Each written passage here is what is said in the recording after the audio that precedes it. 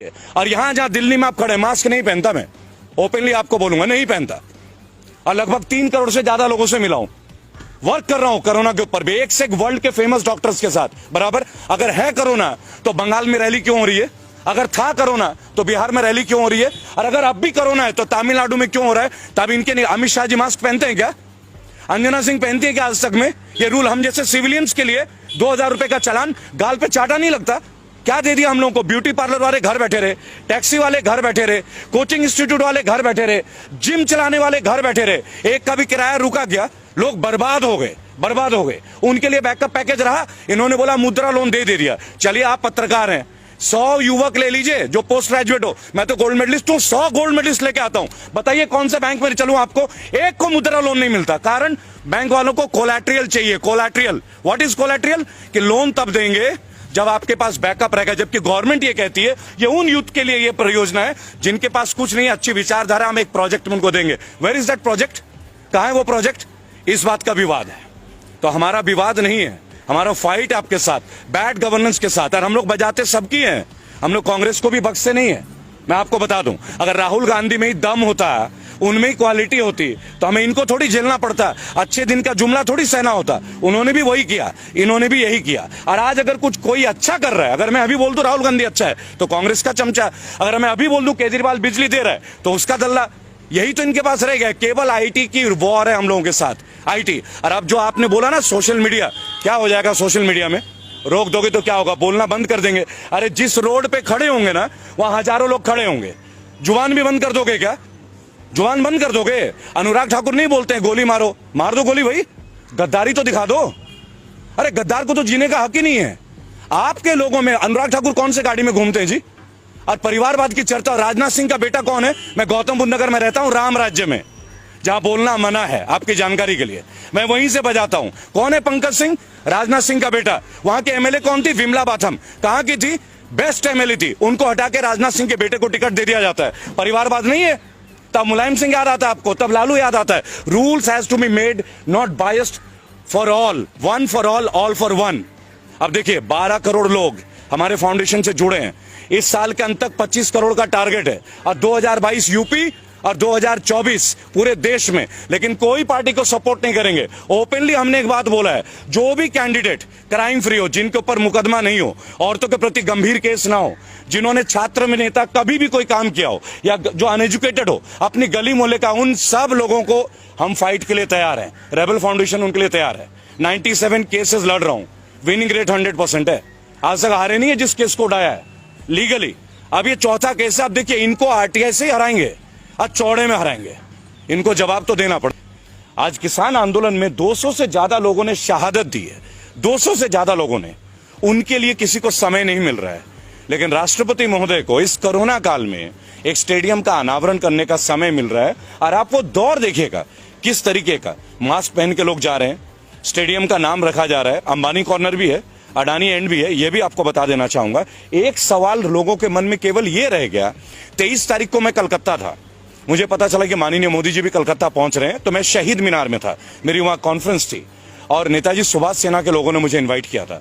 उन्होंने जाके नेताजी सुभाष चंद्र बोस के बारे में कितनी ही बातें करी। 23 जनवरी, उन्हें जब भी किसी राज्य के कोई नेता की याद आती है ना, वो तुरंत फ्लाइट लेके पहुंच जाते हैं। अगर उनके दिल में सच में ये भक्ति होती है नेताजी सुभाष चंद्र बोस के लिए, या चंद्रशेखर आजाद के लिए, या प्रफुल्ल चाकी के लिए, या अशफाक उल्लाह खान के लिए, किसी भी हमारे शहीद आजम भगत सिंह के लिए, तो क्या ये स्टेडियम उनके नाम में नहीं करना चाहिए था? अगर वो ये करते तो हमें ये लगता कि नहीं, ये राजनीतिज्ञ नहीं है, ये नेशनल लीडर है।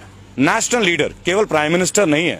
हमने मोदी जी को as a prime minister selection नहीं किया था, हमने उनको सिलेक्शन किया था एज अ नेशनल लीडर, कि एक साधारण व्यक्ति भी बिना खानदानी पॉलिटिक्स का, बिना पैसेपति, बिना पूंजीपति परिवार के, क्योंकि वो खुद को चाय वाले बताते हैं, राइट, तो वो प्रधानमंत्री बन सकते हैं।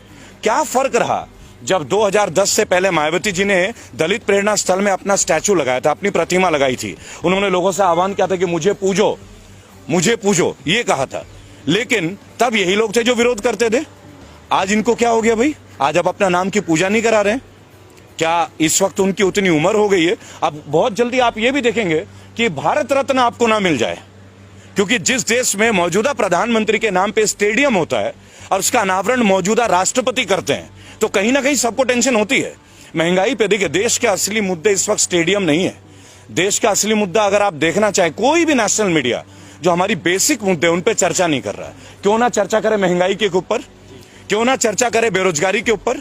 ये वही जगह है जहां हमने प्रोटेस्ट किया था 14 तारीख को, और ये वही जगह है जब 22 तारीख को लाठियां भांजी गई एसएससी जीडी के बच्चों के लिए। क्या दोष है उनका? 50 लाख लोगों ने फॉर्म भरा, 50 लाख लोगों ने। 100 रुपए का फॉर्म था, अरबों रुपए कलेक्शन होते हैं। देश का सबसे बड़ा घोटाला है। कौन कहता है कि सरकार घोटाला नहीं करती? सबसे बड़ा घोटाला है फॉर्म घोटाला।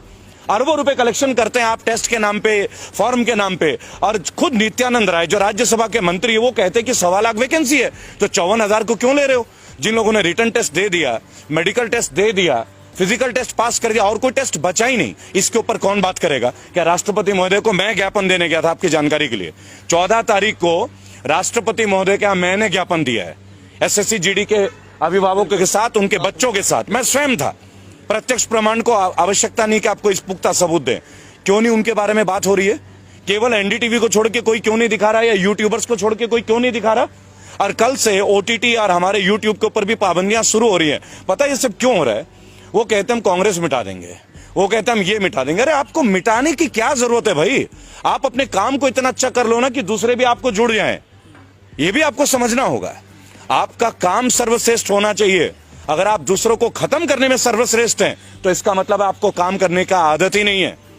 देखिए, ministry of finance, Anurag Thakur ji के इतने बड़े बड़े स्टेटमेंट थे। आज से 3 दिन पहले आप गूगल पे देखें, चाइना की कंपनीज को 50 प्रोजेक्ट को अब यस सिग्नल मिलने वाला है। ऑफिशियल है, मैं आपको कोई भी मनगढ़ंत बातें नहीं बताता। अब ये 50 जो प्रोजेक्ट्स है, परियोजना है, उधर गलवान घाटी में हमारा चल रहा है। पिछले 1 हफ्ते से आप देख रहे होंगे कि चाइना के अधिकारी निरंतर हमसे बात कर रहे हैं। क्यों बात कर रहे हैं भाई?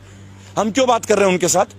हम वास्तविक जो नियंत्रण रेखा है उसके ऊपर हमें बात करने की आवश्यकता क्या है? जो हमारा है वो तो हमारा है ना, इसके लिए हमें बात करने की क्या जरूरत है? अंतर्राष्ट्रीय लाइन ऑफ एक्चुअल कंट्रोल और लाइन ऑफ कंट्रोल ये आज से तो है नहीं, कोई आजादी के वक्त से है ना। ब्रिटिशर्स ने इस लाइन को खींचा था, तब हमने माना था। और उसके बाद आप बात कर रहे हैं, और फिर अभी बीच में आ रही है 3 दिन पहले कि चाइनीज कंपनी को 50 परियोजनाओं को ग्रीन सिग्नल मिलने वाला है। अनुराग ठाकुर का है जी ये, आप देख लीजिएगा, टाइम्स ऑफ इंडिया में देख लीजिए, ट्रिब्यून में देख लीजिए। मेरा केवल एक तात्पर्य है इन सब मुद्दों के दौरान कि देश में स्टेडियम का नामकरण हो रहा है मौजूदा प्रधानमंत्री के नाम पे, और उनका अनावरण कर रहे हैं मौजूदा राष्ट्रपति। वो राष्ट्रपति महोदय जिनको 200 लोगों की शहादत पे वक्त नहीं मिल रहा है, वो राष्ट्रपति महोदय जिनको मुरादनगर में एक, आप बोलते हैं ना कि हम प्राइवेटाइज का विरोध क्यों कर रहे हैं, आपको उदाहरण देंगे कि क्यों हम लोग उदाहरण दे रहे हैं कि आपको सरकारी संपत्ति आप क्यों बेच रहे हैं, उसके ऊपर उदाहरण है। आज से महज 1.5 महीने पहले मुरादनगर में एक परिवार का अंतिम दाह संस्कार था। आप सब यूट्यूबर्स आप परिचित होंगे इस समाचार से, और कई परिवार गए थे उनके अंतिम संस्कार के लिए। और 2 महीने पहले वो शवगृह बन के तैयार हुआ था, उसका जो भवन है, अचानक से छत गिर जाता है और 25 लोगों की अर्थी उठती है उसी शमशान घाट से। 2 महीने पहले कंस्ट्रक्शन, 1 लाख कॉन्ट्रैक्टर और 25 लोगों का जान खोना, और क्या मिलना? 2 लाख रुपए का मुआवजा। 2 लाख। जिस सरकार में सीना चौड़ा करके एक बीजेपी का कार्यकर्ता मिल जाए ना, मैं तो उनके बीच जाता हूं, उनसे एक बात पूछता हूं केवल, आप 5 लाख करोड़ की बात करते हैं कि जीएसटी में आपका कलेक्शन है, और हमारे देश के नागरिकों को 2 लाख रुपए का मुआवजा मृत्यु होने पे, वो भी जिसपे सरकारी रवैये के भुक्तभोगी हैं वो लोग, वो भुक्तभोगी हैं, तो इनके ऊपर कब बात होगी? कब बात होगी इनके ऊपर? इनको 2 लाख क्यों? देश तरक्की कर रहा है। आप ये कह रहे हैं कि देश तरक्की कर रहा है, राइट? अगर देश तरक्की कर रहा है तो देशवासियों से तरक्की होती है ना। देश का तरक्की क्या होता है? भारत की तरक्की क्या है? भारतीयों की तरक्की होती है, भारत की तरक्की। देखिए, मैं एक बात आपको बताना चाहूंगा कि ट्विटर का पर्पस क्या है? जेन्युइन इंफॉर्मेशन को लोगों तक पहुंचाना, अपनी फीलिंग्स को लोगों तक पहुंचाना। नेशनल मीडिया, जिसको अब हम लोग धीरे धीरे गोदी मीडिया के तौर पे जानने लगे हैं, कौन है ये नेशनल मीडिया? ये सारे सैटेलाइट चैनल। आप देखिए, रजत शर्मा जनता की अदालत करते थे। क्या रजत शर्मा ने कभी ये नहीं सोचा कि एक बार बाबा रामदेव से पूछे? ये वही बाबा रामदेव है जिन्होंने कहा था कि 30 रुपए में पेट्रोल मिलना चाहिए। ये वही बाबा रामदेव है जिन्होंने बोला था काला धन वापस आना चाहिए। देखिए, मोदी जी के हर चीज के खिलाफ नहीं है, कभी भी नहीं है, और व्यक्तिगत तौर पे तो उनके खिलाफ कभी भी नहीं। हम आज भी मोदी जी बोलते हैं, पूज्य नहीं बोलते, माननीय प्रधानमंत्री है। लेकिन अगर आपकी पॉलिसीज हमें तोड़ती हैं, अगर आपकी पॉलिसीज से लोगों का बेरोजगार का स्केल आउट डाउन हो रहा है, तो क्वेश्चंस तो उठेंगे, सवाल तो उठेंगे। और अगर आप में क्षमता है, आपके मंत्री में क्षमता है, तो आप उन सवालों का हमें जवाब दे दें। आप हमें जवाब दे दीजिए, हम संतुष्ट हो जाएंगे। आप हमारे सवालों का जवाब नहीं दे रहे, आप आरटीआई का जवाब नहीं दे रहे। जो आरटीआई, देखिए सबसे बड़ी बात क्या है, हमारे पास एक पावर था, राइट टू इंफॉर्मेशन। मैं खुद एक आरटीआई एक्टिविस्ट हूं। आज आरटीआई के जवाब मुड़ के नहीं आते, मुड़ के नहीं आते। क्यों नहीं आते भाई? ये किस तरह का गवर्नेंस है जहां आरटीआई के जवाब हमें नहीं मिलते? आप कैसे जानेंगे कि एसएससी जीडी, ये जो 1.25 लाख लोग हैं, physically fit, medically fit, written test pass, और कोई एग्जाम नहीं है। 3 इयर्स पहले इनका टेस्ट हुआ 2018 में। इसी तरह लोको पायलट के बच्चे इंतजार कर रहे हैं, 10,000 से ज्यादा बच्चे। यूपी पुलिस की भर्तियों के लिए निको पार्क लखनऊ, जहां मैं अब जाने वाला हूं, वहां लाठियां मिल रही है। आप देखिए, किसी भी पार्टी में यह हो सकता है क्या कि अगर आपने कोई ज्वलंत मुद्दे को उठा दिया तो आप लाठियां भांजोगे? आपको तो उनके सामने आके उन्हें जवाब देने की जरूरत है। सेटिस्फाई कीजिए, यूथ को सेटिस्फाई कीजिए। आप एक बात बताइए, यूथ क्रिमिनल कैसे बनते हैं? आज की डेट में भारत में सबसे ज्यादा पढ़े लिखे लोग जो हैं वो बेरोजगार है, और वो केवल इस भाजपा शासन की देन नहीं है, ऑब्वियसली कांग्रेस की भी देन बहुत बड़ी रही है। लेकिन what about the change? What about the change? इसीलिए तो हम इनको लेके आए थे ना। और कितने साल, और कितने साल भाई? 7 साल होने को आए ना। 1 साल में आपको एक वैकेंसी तो देनी पड़ेगी ना, कोई एक सेक्शन में। और ये तो तब है जब उसी ब्रांच में सीट वेकेंट है, पैरामिलिट्री फोर्सेस की पोस्ट वेकेंट है। ये खुद पैरामिलिट्री वाले बोल रहे हैं, यानी देश की सुरक्षा खतरे में, और बच्चे सिलेक्टेड है, फिर भी आप उनको जॉब नहीं दे रहे हो। आपको समझना होगा। देखिए, मैं क्लियर आपको बताऊंगा कौन नहीं है रेबल। अब कौन नहीं है? हर एक यूट्यूबर बागी है। क्यों बागी है? क्योंकि वो ग्राउंड जीरो लेवल पे सच्चाई को प्रदर्शित कर रहा है, चाहे आप हो, चाहे जितने भी और चैनल्स है। अरे एक रिस्क है। अरे क्या कमा लेते हैं? क्या पैसे कमाते हैं क्या वो लोग? उन्हें भी लगता है कि हम अपने हिस्से की जिम्मेदारी राष्ट्र के प्रति निभाएं। क्या आपको लगता है कि जितने भी बैचलर ऑफ जर्नलिज्म करके बच्चे बैठे हैं, क्या उनको जॉब मिल रही है? क्या आप जाके देखिए, आज तक में कितनी रिक्रूटमेंट है, इंडिया टीवी में कितनी रिक्रूटमेंट है, एबीपी न्यूज में कितनी रिक्रूटमेंट है। वही रूबिका लियाकत, वही रजत शर्मा सालों से। क्या नेपोटिज्म नहीं है ये सब? वही अर्चना सिंह, क्या ये नेपोटिज्म नहीं है? यानी जो लड़के गोल्ड मेडलिस्ट करके पास होते हैं जर्नलिज्म करके, उन्हें क्यों नहीं मिलती नेशनल मीडिया? मैं भी उनमें से एक हूं।